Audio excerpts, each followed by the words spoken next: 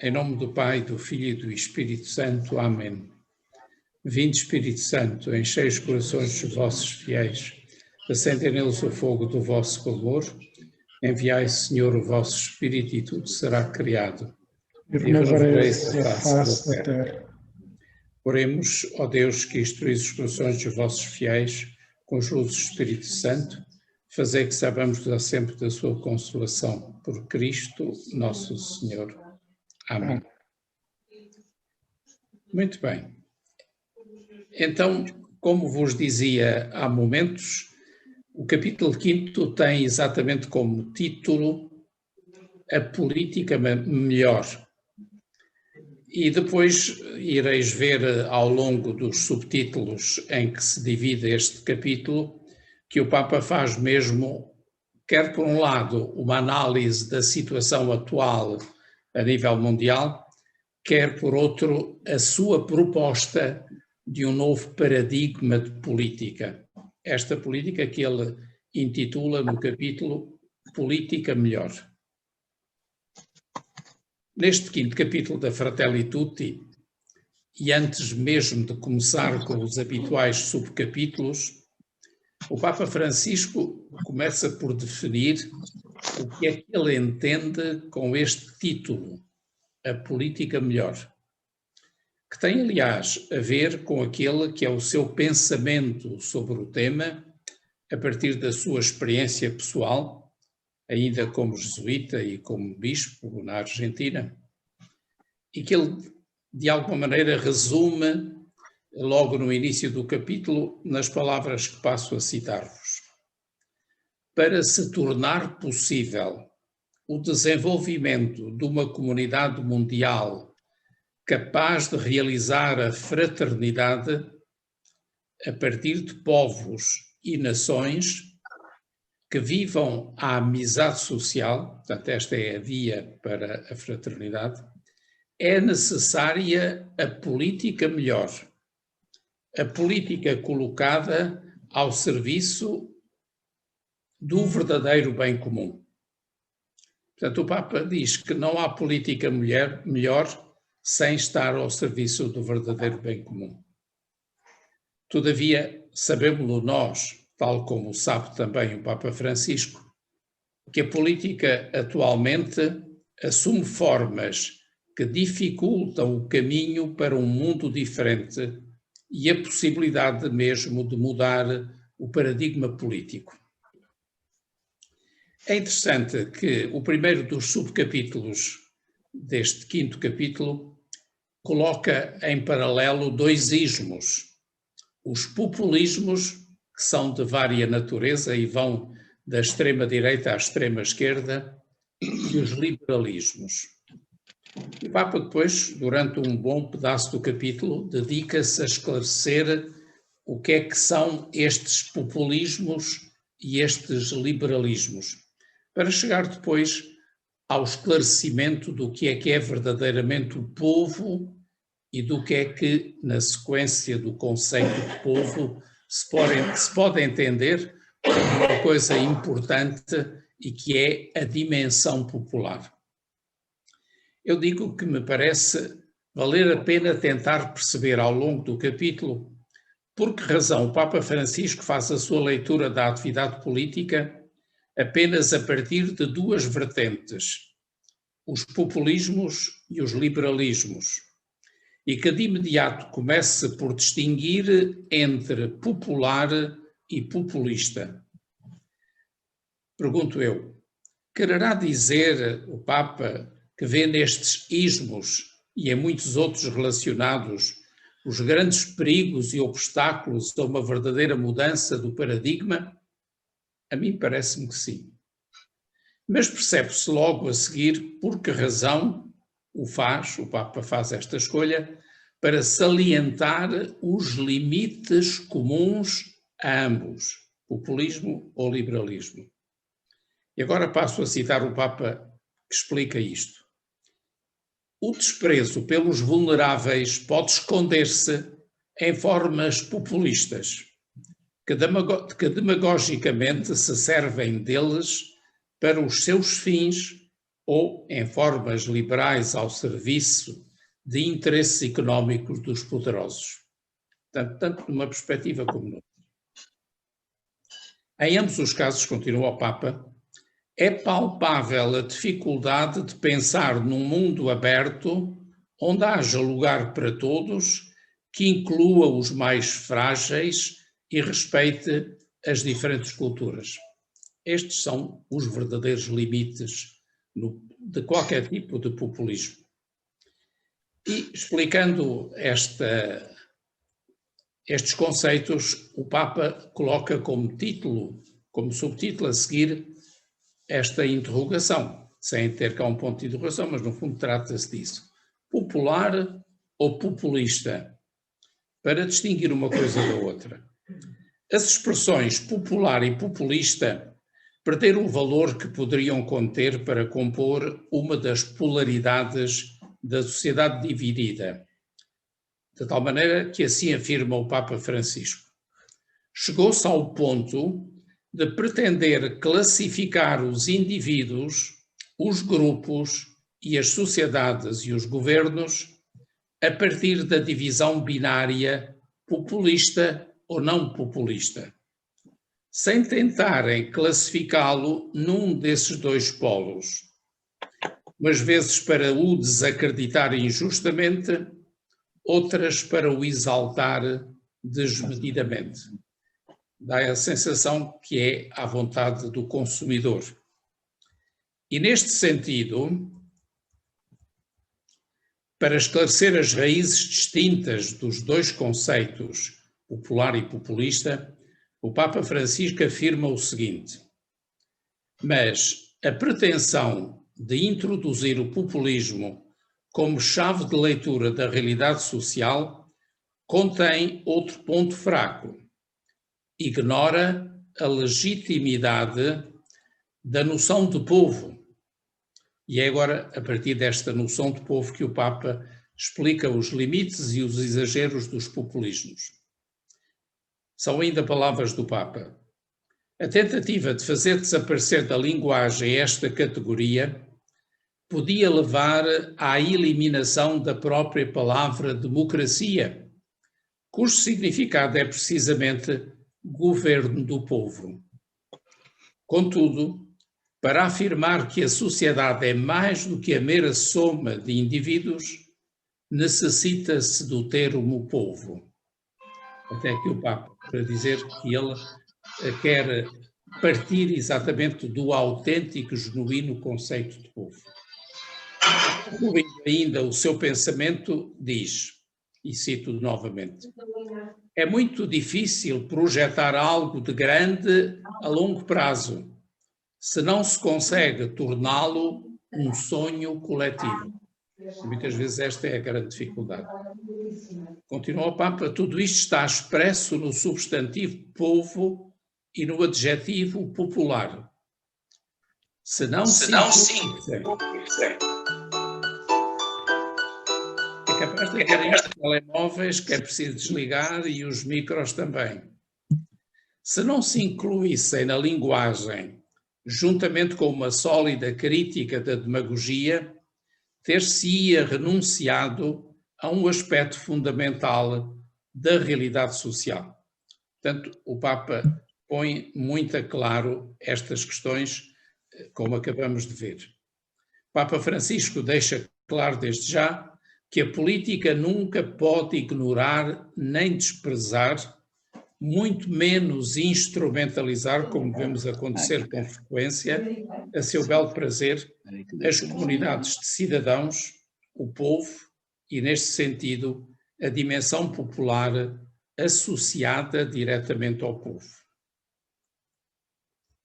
Pretendendo ir mais a fundo na explicação dos mesmos conceitos, o Papa Francisco recorre ao seu magistério já publicado para o citar. E agora vai exatamente citar desde já a Laudato Si. Povo não é uma categoria lógica, nem uma categoria mística, no sentido de que tudo o que faz o povo é bom ou no sentido de que o povo seja uma entidade angelical. O Papa tem os pés por terra. Afirma, é uma categoria mítica, neste sentido de que é uma categoria original. Quando explicas o que é um povo, esse mesmo que é o Papa Francisco a falar, quando explicas o que é um povo, recorres a categorias lógicas, porque precisas de o descrever. É verdade, elas são necessárias, estas categorias. Continua o Papa, mas deste modo não consegues explicar o sentido de pertença a um povo, que é o mais importante. A palavra povo tem algo mais que não se pode explicar logicamente. Pertencer a um povo é fazer parte de uma identidade comum, formada por vínculos sociais e culturais. E isto não é algo de automático, em termos de análise, quero o Papa dizer. Muito pelo contrário, é um processo lento e difícil rumo a um projeto comum. Sabemos isto pela nossa própria experiência como povo e sabemos os séculos que têm levado a construir este povo que continuamente faz um percurso de mudança. Portanto, até aqui o Papa. E em seguida o Papa Francisco, dando exemplos que certamente conheceu, distingue na prática o que é popular e o que é populista. E eis os exemplos do Papa. Existem líderes populares capazes de interpretar o sentido de um povo, a sua dinâmica cultural e as grandes tendências de uma sociedade. O Papa fala de líderes populares. O serviço que prestam, congregando e guiando, pode ser a base para um projeto duradouro de transformação e crescimento, que implica também a capacidade de ceder o lugar a outros na busca do bem comum. Mas degenera num populismo insano quando se transforma, e isto estamos a ver no concreto, na habilidade de alguém atrair consensos, a fim de instrumentalizar politicamente a cultura do povo, sob qualquer sinal ideológico ao serviço do seu projeto pessoal e da sua permanência no poder. A nossa mente está já a ir ao encontro daquilo que conhecemos e experimentamos. Outras vezes, continua o Papa, procura aumentar a popularidade, fomentando as inclinações mais baixas e egoístas de alguns setores da população, aqueles que facilmente se deixam manipular. E o caso agrava-se quando se pretende, com formas rudes ou subtis, o servilismo das instituições e da legalidade. Acho que o Papa tem uma capacidade de leitura da realidade que é insuperável. Até aqui o Papa, portanto, à parte dos meus comentários, como percebem. E o Papa Francisco, prossigo eu, deixando clara a distinção entre a verdadeira raiz de popular e de populismo, e sobretudo da tentação populista, continua sobre a categoria povo, que ele diz ser uma categoria aberta. O Papa continua, um povo vivo, dinâmico e com futuro é aquele que permanece constantemente aberto a novas sínteses, assumindo em si o que é diverso. E falo, não se negando a si mesmo, mas com a disposição de se deixar mover, interpelar, crescer, enriquecer os outros e por outros. E assim o povo pode evoluir. Até aqui o Papa. Mas pelo contrário, se responde a tentações populistas que bem conhecemos, com o fim de ter garantidos votos ou o apoio do povo, mas sem avançar numa tarefa árdua e constante que proporciona às pessoas os recursos para o seu desenvolvimento, de modo que possam sustentar a vida com o seu esforço e criatividade, se fazemos desta maneira, digo eu, cai-se num verdadeiro populismo que de modo algum pode ser admissível. A este ponto, o Papa Francisco, superando a tensão entre popular e populista, que já esclareceu, centra agora a questão na qual se distingue aquilo que é realmente popular. O que é central para o Papa quando procura explicar esta palavra popular como característica da vida e da cultura de um povo? E passo a citar o Papa. A grande questão é o trabalho. Ser verdadeiramente popular, porque promove o bem do povo, diz o Papa, é garantir a todos a possibilidade de fazer germinar as sementes que Deus colocou em cada um, as suas capacidades, a sua iniciativa, as suas forças. Esta é a melhor ajuda para um pobre, o melhor caminho para uma existência digna. Por isso, insisto, diz o Papa, que ajudar os pobres com o dinheiro deve sempre ser um remédio provisório para enfrentar as emergências.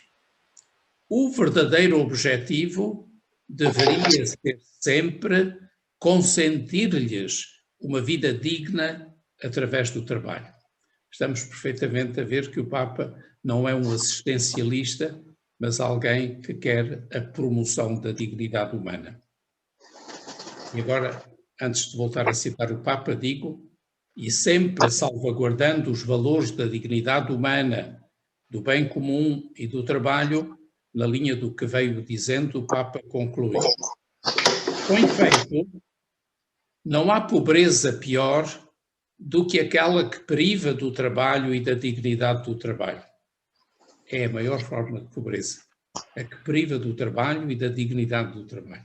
Continua o Papa, numa sociedade realmente desenvolvida, o trabalho é uma dimensão essencial da vida social, porque não é só um modo de ganhar o pão, mas também um meio para o crescimento pessoal, para estabelecer relações sadias, expressar-se a si próprio, partilhar dons, sentir-se corresponsável no desenvolvimento do mundo e, finalmente, viver como povo.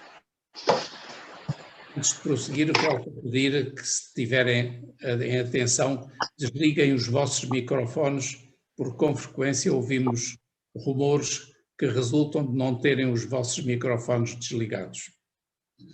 Ou então peço ao anfitrião que desligue automaticamente os micros. Passamos agora a um novo subcapítulo. O Papa até aqui dedicou-se sobretudo à questão do populismo, como não podia deixar de ser agora, pega na questão das visões liberais. O subtítulo diz Valores e limites das visões liberais. Abordada, digo eu, a questão dos populismos, o Papa Francisco aborda em seguida a outra questão a que se propunha, os liberalismos, referindo-se aos valores e aos limites das visões ditas liberais. E assim começa por advertir para o facto de que, e passo a citar o Papa, a categoria de povo que inclui intrinsecamente uma avaliação positiva dos vínculos comunitários e culturais, habitualmente é rejeitada pelas visões liberais individualistas. O povo é ignorante, portanto não é considerado. O Papa continua, que consideram a sociedade como uma mera soma de interesses que coexistem. Falam de respeito pelas liberdades, mas sem a raiz de uma narrativa comum. Em certos contextos, é frequente acusar como populistas quantos defendem os direitos dos mais frágeis da sociedade. Para as referidas visões liberalistas, A categoria de povo é uma mitificação de algo que não existe na realidade.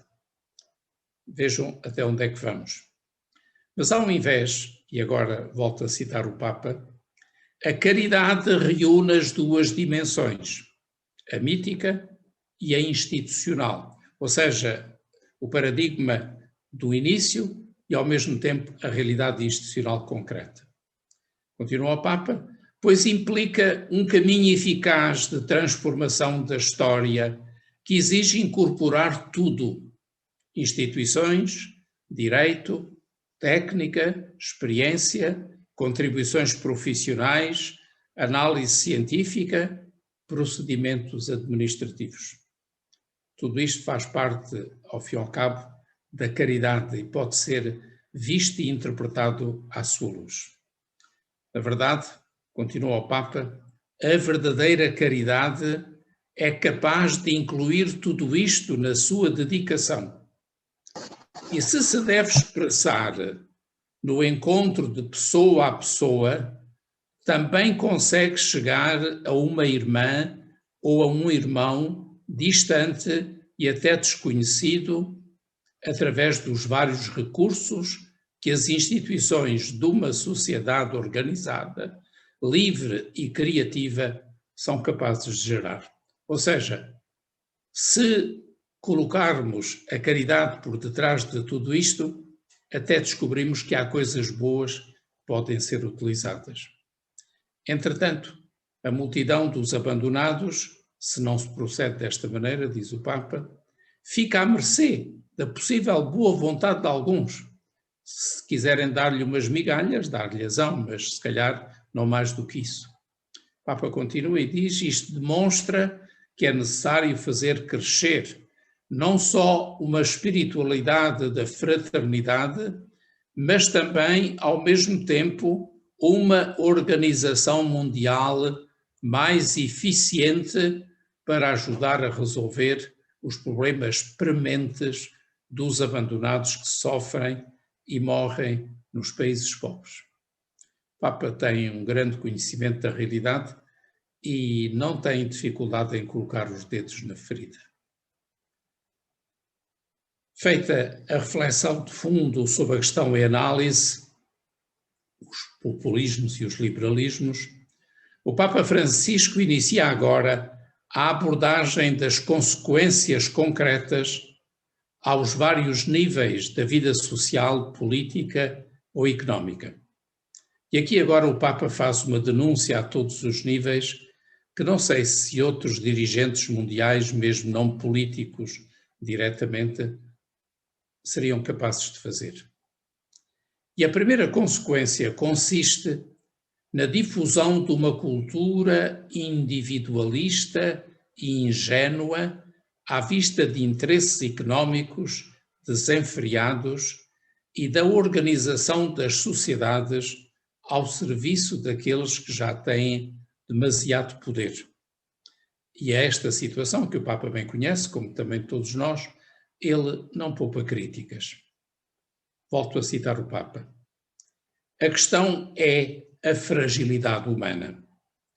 A tendência humana constante para o egoísmo, que faz parte daquilo que a tradição cristã chama concupiscência. A inclinação do ser humano a fechar-se na imanência do próprio eu, do seu grupo, dos seus interesses mesquinhos. Esta concupiscência, continua o Papa, não é um defeito do nosso tempo.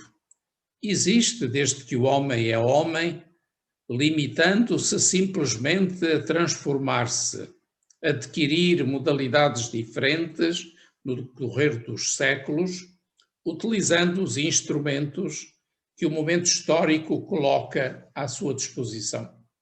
Evolui, mas infelizmente muitas vezes para formas ainda mais refinadas. Mas é possível dominá-la com a ajuda de Deus, conclui o Papa. Ora bem, para todos estes males que já se descreveram, o Papa Francisco não fica pelas lamentações, aponta soluções. E as soluções começam por aquilo que o Papa diz, cito, a tarefa educativa. o desenvolvimento de hábitos solidários, a capacidade de pensar a vida humana de forma mais integral, a profundidade espiritual. Tudo isto são realidades necessárias para dar qualidade às relações humanas, de tal modo que seja a própria sociedade a reagir face às próprias injustiças, às aberrações, aos abusos dos poderes económicos, tecnológicos, políticos e mediáticos. Portanto, como disse, o Papa coloca a nu a realidade, mas apresenta também as soluções. Assim, nós fôssemos capazes de pegar nelas. Mas, como vereis, as críticas continuam, sobretudo dirigidas ao sistema económico e financeiro. O mercado, por si só, não resolve tudo, diz o Papa. Embora às vezes nos queiram fazer crer neste dogma de fé neoliberal. Trata-se de um pensamento pobre, repetitivo, que propõe sempre as mesmas receitas perante qualquer desafio que surja.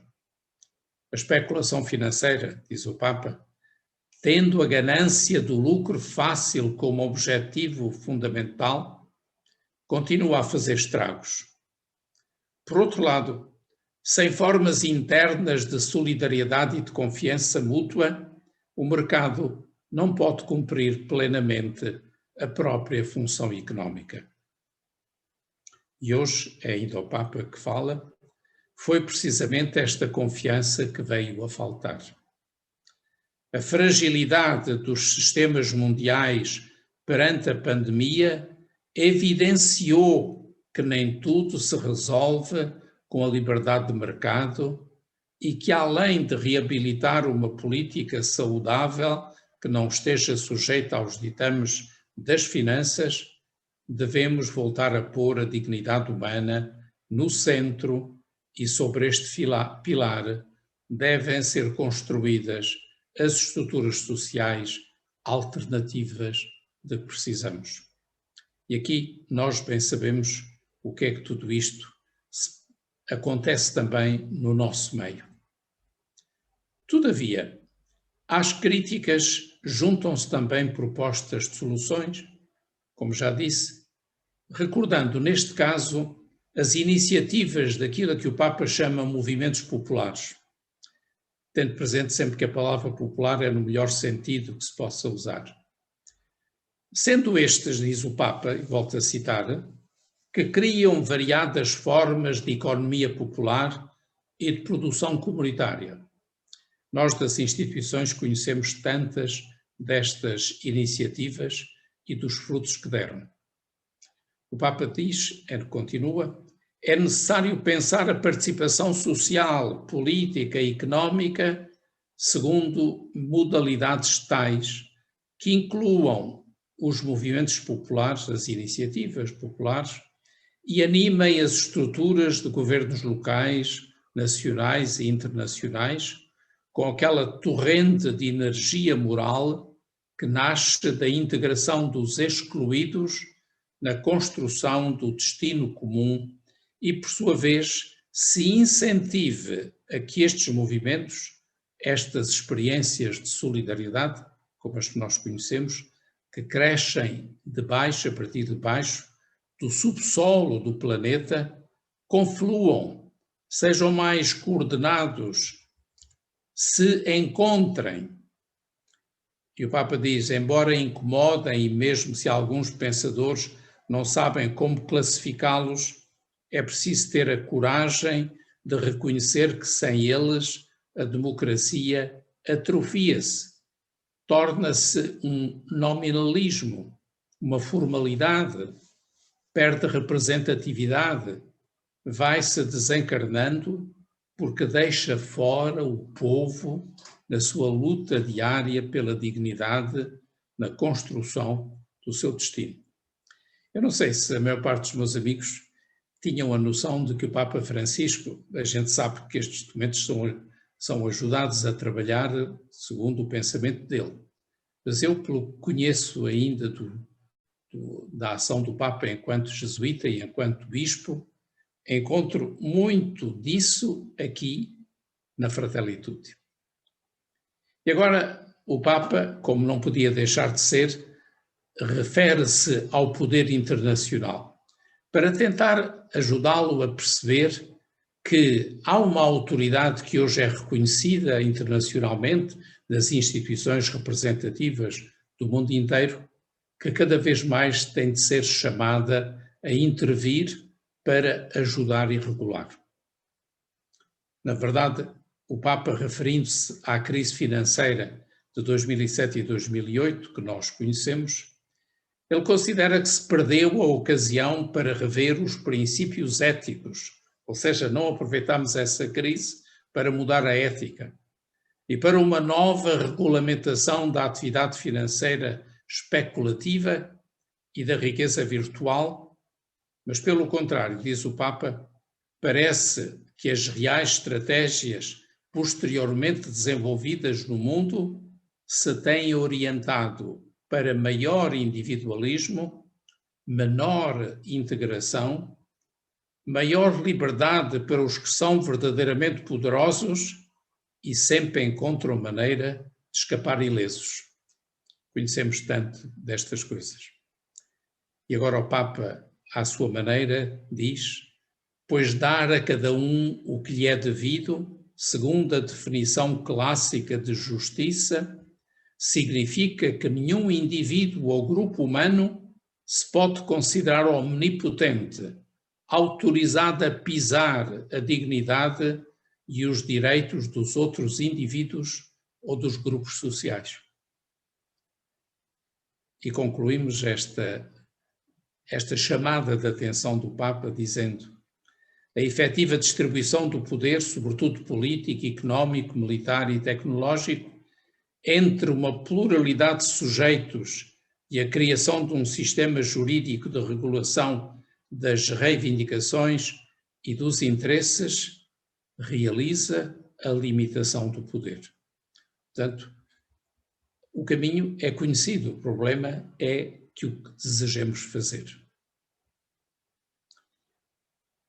Agora, sempre nesta perspectiva internacional, o Papa, partindo da convicção de que o século XXI assiste a uma perda de poder dos Estados nacionais, a globalização levou muito também a isto, sobretudo porque a dimensão económica ou financeira de caráter transnacional tende a prevalecer sobre a política, ou seja, é a economia que manda na política, até na pandemia, muitas vezes é a economia que está a travar aquilo que devíamos fazer e não fizemos. O Papa Francisco considera que se torna indispensável a maturação de instituições internacionais mais fortes e eficazmente organizadas, com autoridades designadas de maneira imparcial por meio de acordos entre governos nacionais e dotadas de poder de sancionar. Tudo isto provavelmente estaria na origem, no desejo de constituir as Nações Unidas, mas o tempo disse que os mais poderosos foram dominando as instituições. Isto supõe sempre, sem dúvida, diz ainda o Papa, limites jurídicos precisos para evitar que seja uma autoridade cooptada por poucos países, como sabemos que existe, e ao mesmo tempo para impedir imposições culturais ou a redução das liberdades básicas das nações mais frágeis por causa de diferenças ideológicas.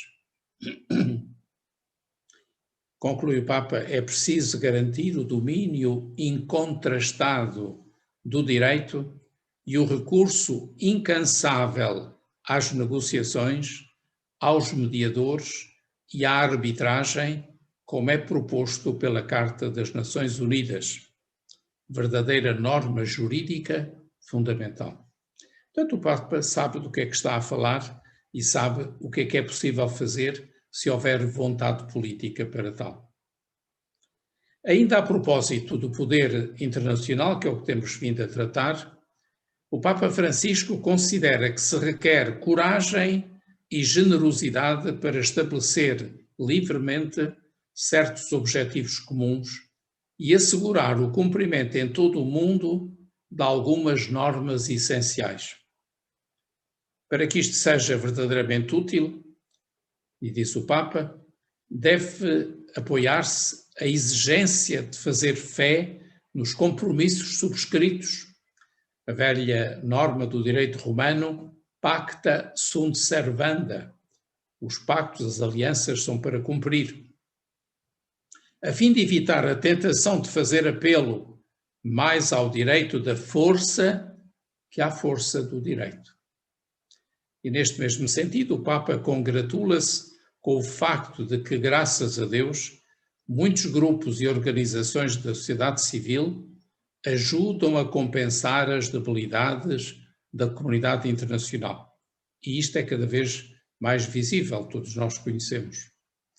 A sua falta de coordenação das organizações internacionais em situações complexas, como é a questão do clima, por exemplo, a sua carência de atenção relativamente aos direitos humanos fundamentais, como é quase escandaloso, e as situações muito críticas de alguns grupos, daquilo a que nós costumamos chamar impropriamente terceiro mundo.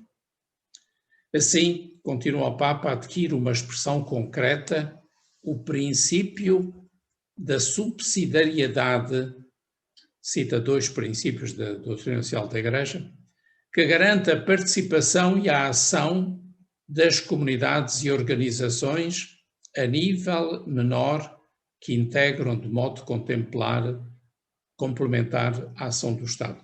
Ou seja, solidariedade e subsidiariedade são estes 2 grandes princípios que fazem com que a organização internacional e os Estados articulem de maneira justa e não sujeitos ou submetidos os Estados ao poder dos mais fortes através das instituições internacionais.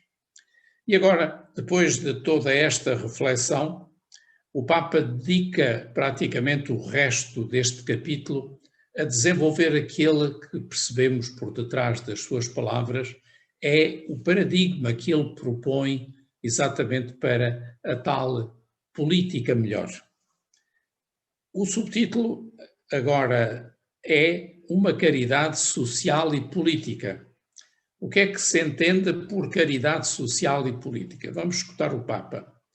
É uma síntese que ele faz para introduzir todos os outros subcapítulos que vêm a seguir. São palavras textuais do Papa. Atualmente, muitos possuem uma má noção da política. Se calhar, às vezes, em primeiro lugar, os políticos. E não se pode ignorar que, frequentemente, por detrás deste facto estão os erros, a corrupção e a ineficiência de alguns políticos. A isto vêm juntar-se as estratégias que visam enfraquecê-la, naturalmente a vida política, substituí-la pela economia ou dominá-la por alguma ideologia. E hoje são tantas as ideologias que se sobrepõem à política. E, contudo, poderá o mundo funcionar sem política? Interroga-se o Papa.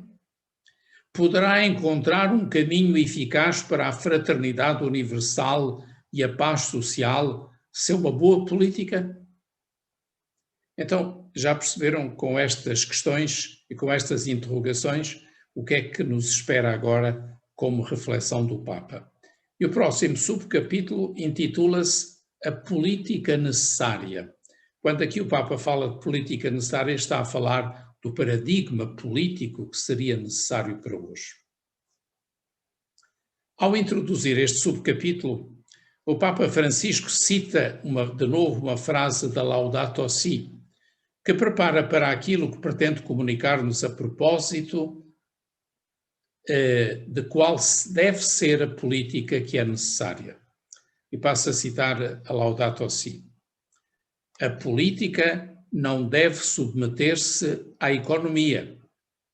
E esta, a economia, não deve submeter-se aos ditames e ao paradigma eficientista da tecnocracia. Portanto, já vimos economia e tecnocracia a submeterem e a sujeitarem a política. Mas a citação da Laudato Si continua, não só com esta frase modular, mas com uma série de outras afirmações igualmente fundamentais, e que agora vou citando uma a uma. Diz o Papa na Laudato Si: não se pode justificar uma economia sem política, porque seria incapaz de promover outra lógica para governar os vários aspectos da crise atual. Precisamos de uma política que pense com visão ampla e leve por diante uma reformulação integral, abrangendo num diálogo interdisciplinar os vários aspectos da crise. Penso, diz o Papa Francisco, e é ainda outra frase sua, que uma política salutar, capaz de reformar as instituições, coordená-las e dotá-las de bons procedimentos que permitam superar pressões e inércias viciosas, é aquilo que se requer. Afinal, digo agora, não se pode pedir isto à economia, nem aceitar que ela assuma o poder real do Estado. Creio que estamos todos de acordo. Na verdade, em confronto com tanta política mesquinha, de que nós somos testemunhas também, e que tem em vista apenas o interesse imediato, o Papa Francisco conclui, e são palavras suas: a grandeza política mostra-se quando, em momentos difíceis, se trabalha com base em grandes princípios e pensando no bem comum a longo prazo.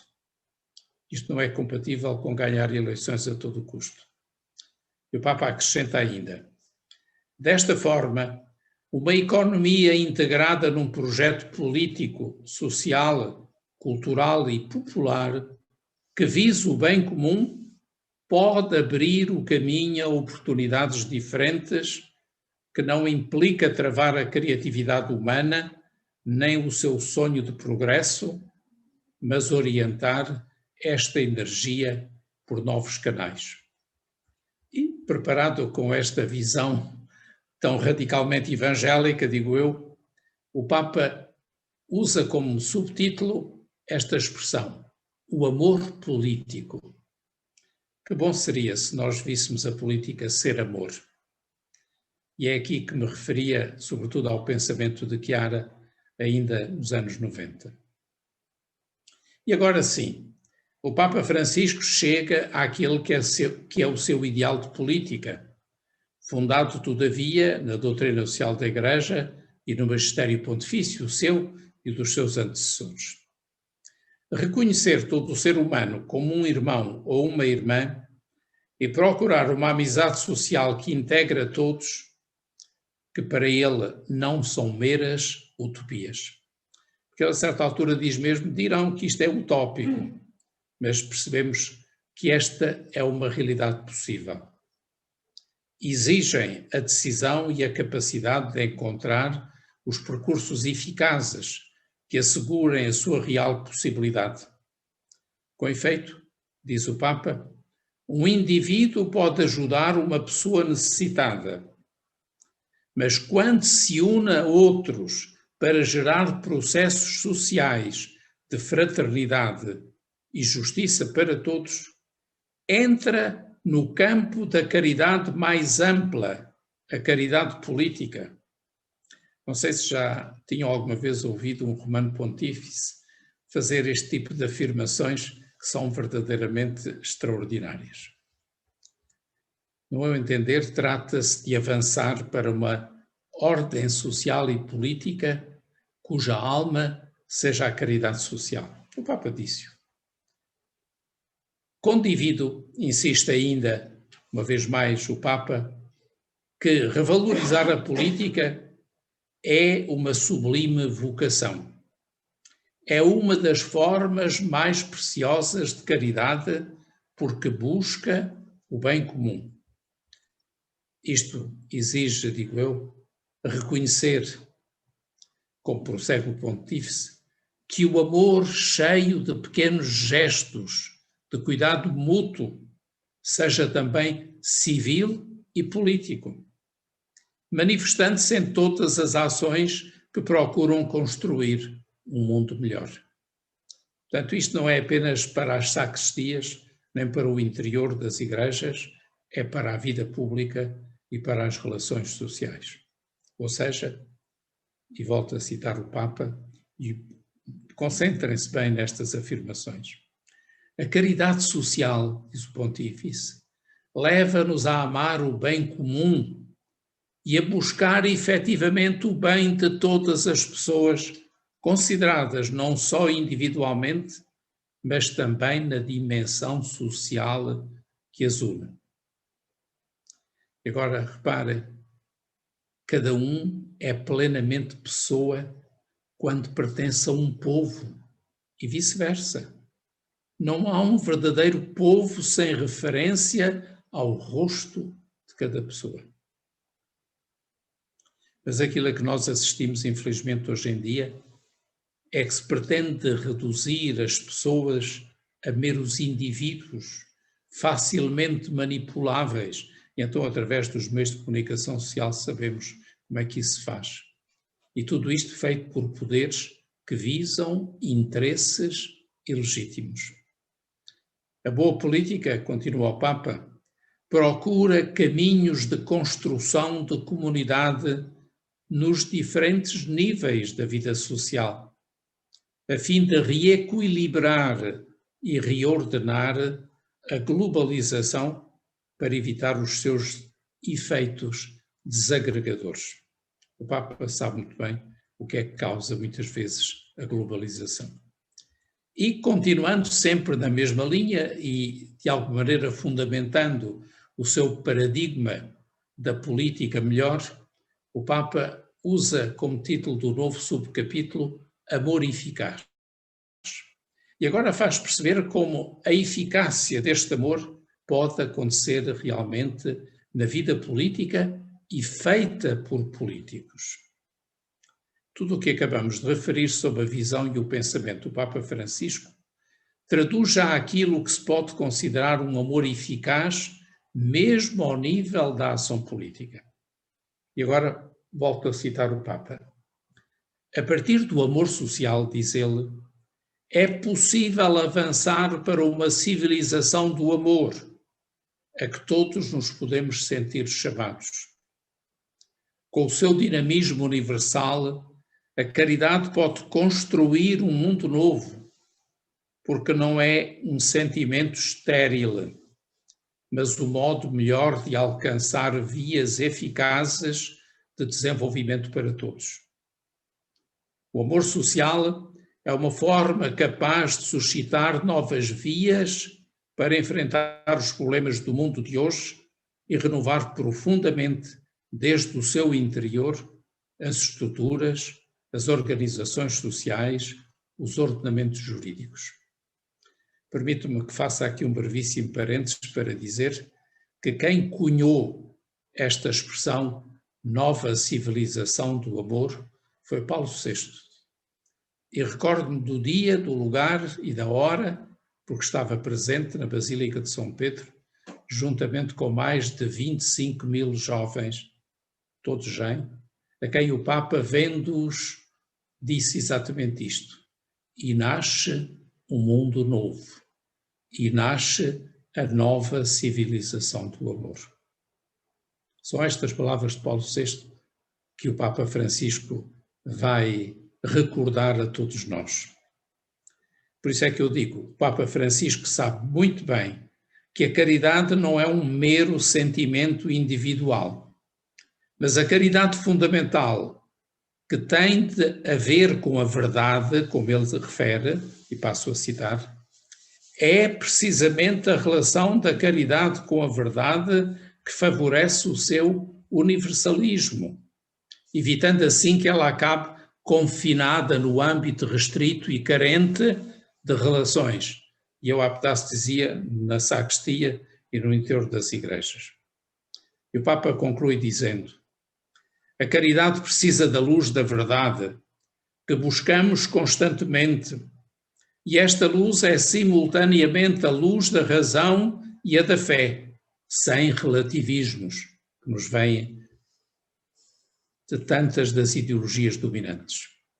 Isto supõe também, diz o Papa sempre, o desenvolvimento das ciências e a sua contribuição insubstituível para encontrar os percursos concretos e mais seguros para alcançar os resultados esperados.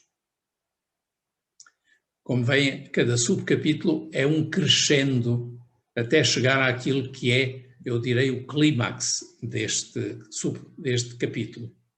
E agora o Papa fala da atividade do amor político. Se há um amor político, este amor passa ao concreto das obras. E agora reparem o pensamento superior do Papa. É caridade acompanhar uma pessoa que sofre, mas é caridade também tudo o que se realiza, mesmo sem ter contacto direto com essa pessoa, para modificar as condições sociais que provocam o seu sofrimento. Não é só dar o peixe, como nós costumamos dizer, é resolver as situações que são causa de sofrimento. Alguém ajuda um idoso a atravessar um rio, e isto é caridade primorosa, mas o político constrói uma ponte, se é político a sério. E isto também é caridade. É caridade se alguém ajuda outra pessoa fornecendo-lhe comida, mas o político cria-lhe um emprego, exercendo uma forma sublime de caridade. Muitas vezes ouvimos dizer, como uma crítica às vezes à ação social cristã, que quando caímos no assistencialismo estamos a dar o peixe, quando devíamos ensinar a pescar. Foi aquilo que o Papa acabou de nos dizer. Mas como o Papa sabe que isto não é uma coisa simples e que a caridade, em última análise, é a dor amada e o sofrimento transformado em amor, o Papa fala neste próximo subcapítulo dos sacrifícios do amor, que também compete aos políticos fazê-los. O Papa Francisco continua a aprofundar este sentido nobre do amor político, quando afirma: esta caridade, coração do espírito da política, é sempre um amor preferencial pelos últimos, que subjaz a todas as ações realizadas em seu favor. Só com o olhar, cujo horizonte esteja transformado pela caridade, levando-nos a perceber a dignidade do outro, é que os pobres são reconhecidos e apreciados na sua dignidade imensa, respeitados no seu estilo próprio e cultura, e por conseguinte, verdadeiramente integrados na sociedade. E o Papa continua: um tal olhar é o núcleo do autêntico espírito da política. Deveria ser. Os caminhos que se abrem a partir deste olhar são diferentes dos caminhos de um pragmatismo sem alma, como muitas vezes é o da política. Para tanto, o Papa Francisco lembra, e volta a citá-lo, que a educação está ao serviço deste caminho, para que cada ser humano possa ser artífice do seu destino. Demonstra aqui o seu valor, o princípio de subsidiariedade, como já dissemos atrás, inseparável do princípio de solidariedade. Podemos dizer que isto, e volto a citar o Papa, demonstra a urgência de se encontrar uma solução para tudo o que atenta contra os direitos humanos fundamentais.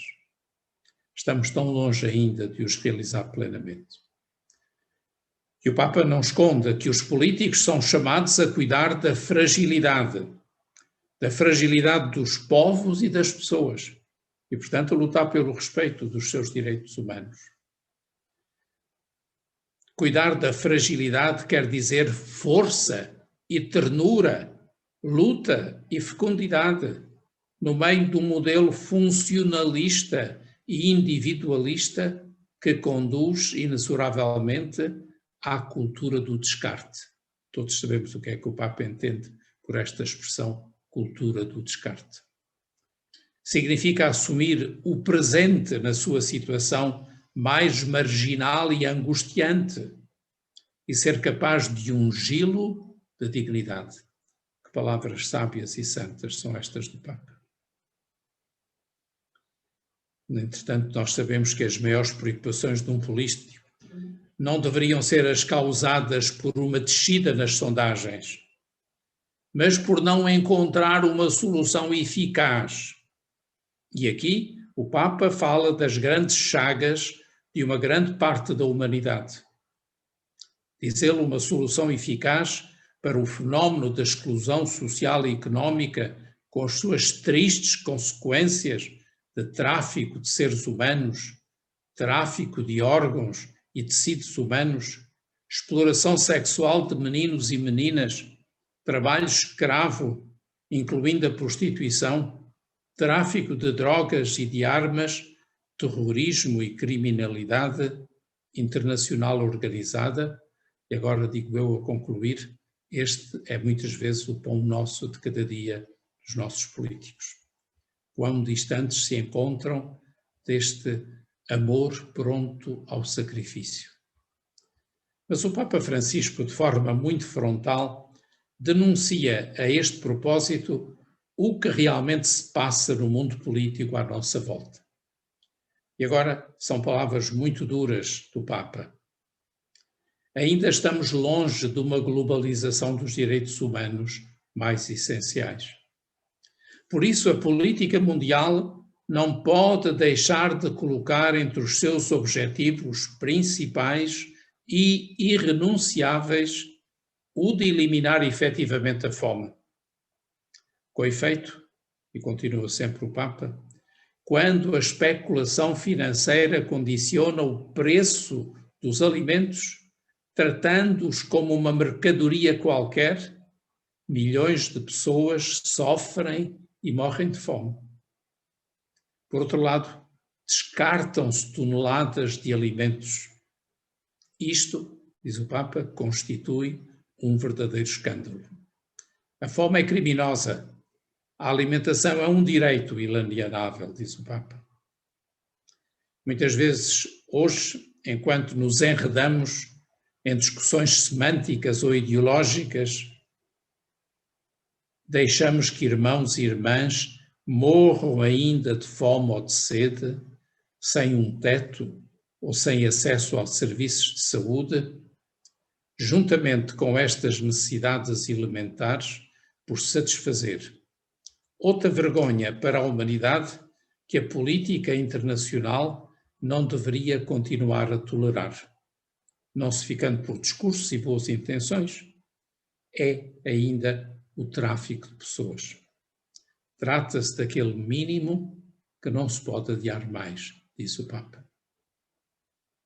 Então, para tanto, o Papa, no quase último subcapítulo, afirma: amor que integra e reúne. O amor político que ele se tem vindo a referir e que ele coloca como novo paradigma da política deve integrar e deve reunir e unir. O Papa Francisco, digo, não tem dúvidas. A política mundial deve mudar de paradigma e, por isso, não hesita em propor aquele amor político que integra e reúne, mesmo que o considerem a ele, diz ele, utópico. Essas suas palavras.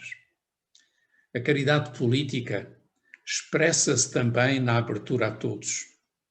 Sobretudo, o governante é chamado a renúncias que tornem possível o encontro, procurando a convergência, pelo menos em alguns temas.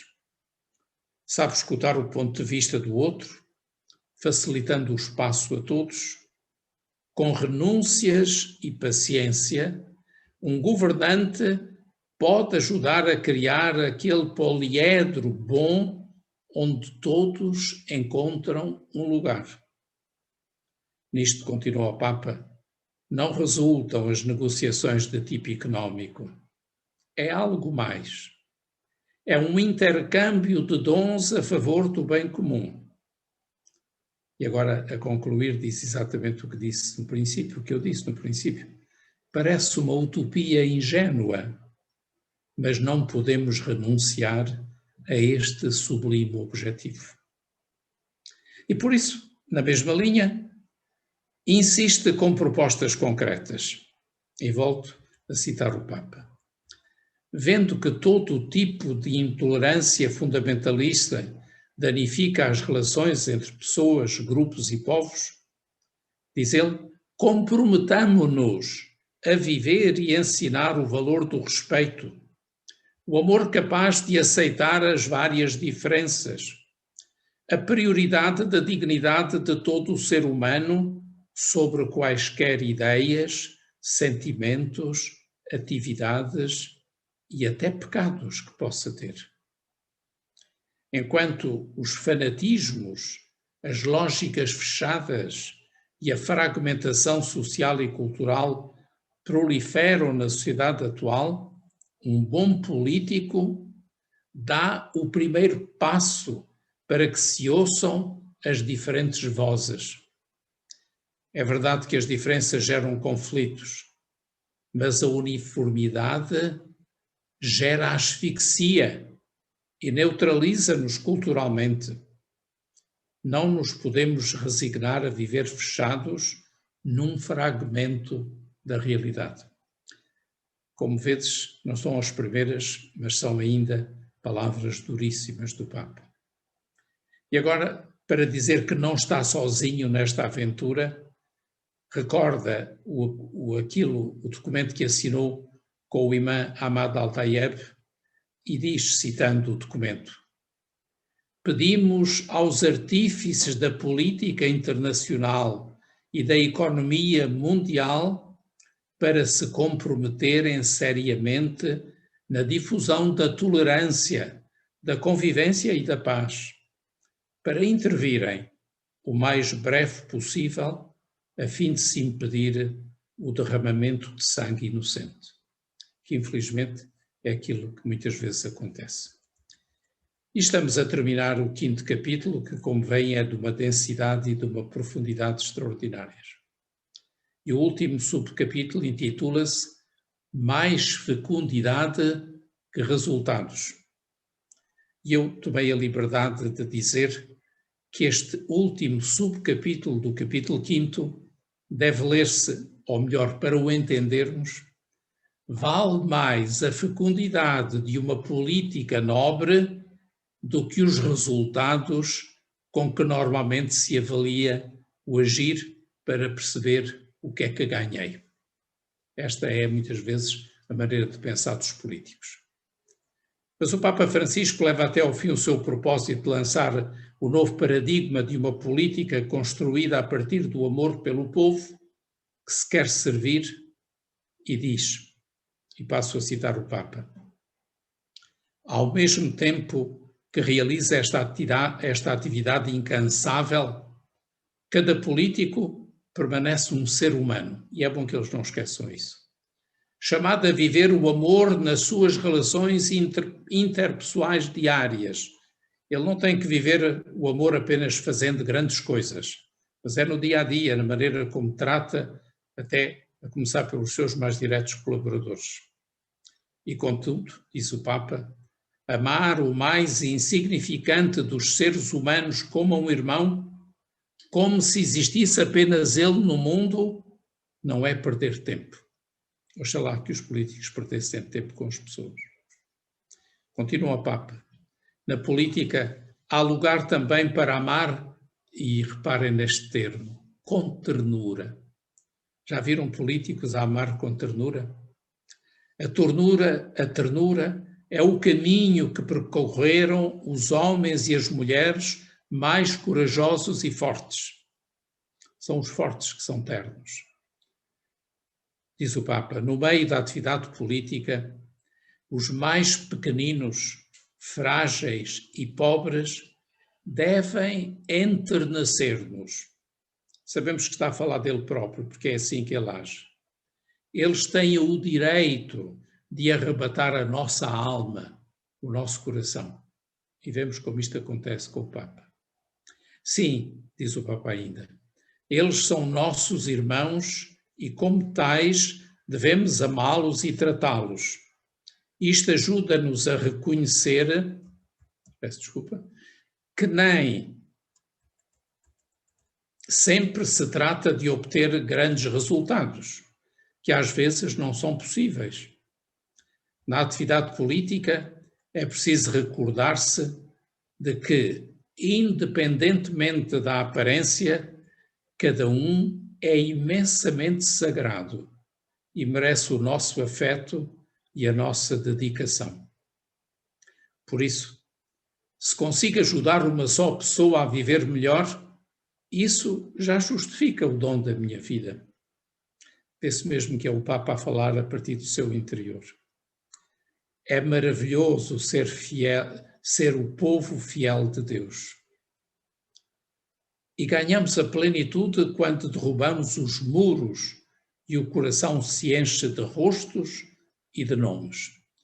Percebemos a quem é que está a fazer alusão. Os grandes objetivos sonhados nas estratégias só em parte se alcançam. O Papa sabe que é assim. Por outro lado, é grande nobreza ser capaz de desencadear processos cujos frutos serão colhidos por outros, com a esperança colocada na força secreta do bem que se semeia. Ao amor, a boa política une a esperança, a confiança nas reservas de bem que, apesar de tudo, existem no coração do povo. É a experiência dele a falar. Ao pensar no futuro, e agora são as últimas linhas do capítulo, todo feito de interrogações, prestem bem atenção, são palavras integrais do Papa. Ao pensar no futuro, há alguns dias as perguntas devem ser: para quê? Para onde estou realmente apontado? Passados alguns anos, ao refletir sobre o próprio passado, a pergunta não será, ou não deve ser, quantos me aprovaram? Quantos votaram em mim? Quantos tiveram uma imagem positiva de mim? É sempre uma atitude de quem está voltado sobre si próprio. E o Papa continua dizendo: as perguntas, talvez dolorosas, serão quando sentimos o fracasso. Mas as perguntas, mesmo dolorosas, têm que ser estas: quanto amor coloquei no meu trabalho? Em que fiz progredir o povo? Que marcas deixei na vida da sociedade? Que laços reais construí? Que forças positivas desencadeei? Quanta paz social semeei? Que produzi no lugar que me foi confiado? Não sei o que vos parece, mas eu acho que eram perguntas que esta noite os candidatos à presidência da República, que amanhã irão a votos, deviam fazer todos. Quanto amor coloquei no meu trabalho? Em que fiz progredir o povo? Que marcas deixei na vida da sociedade? Que laços reais construí? Que forças positivas desencadeei? Quanta paz social semeei?